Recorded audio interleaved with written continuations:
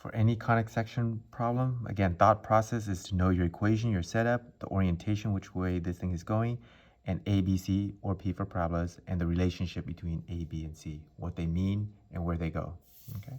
So if I take a look at this equation, the first thing is to figure out what situation I'm in.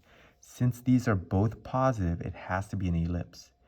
And since the larger number is underneath y, it has to be a tall and skinny ellipse. So I'm just visualizing this in my mind. Once I know that it's an ellipse, then it's my objective to figure out what the center is, the major vertices, the minor vertices, and the location of the foci, okay? The center is staring right at me. Please don't screw that up. If you screw that up, obviously all of these are going to be screwed up as well, okay? And then I know that my major vertices are above and below, which means I'm going to change the y coordinate, but I'm going to keep the x, okay? So once again, let me just set this up.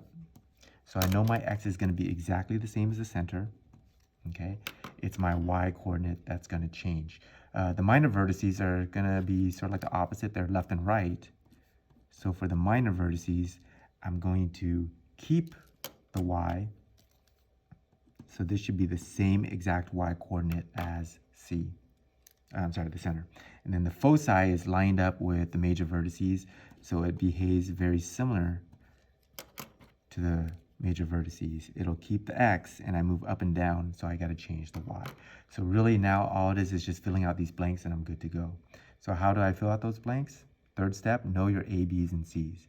So A is going to give me the major vertices. So what is A? Right here, 10.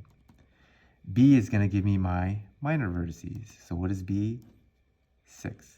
And then finally, C is going to give me my foci. What the heck is C? Well, it's not part of my formula, but there is a formula that helps me get there. What's the relationship between A, B, and C for an ellipse? It's the anti-Pythagorean theorem.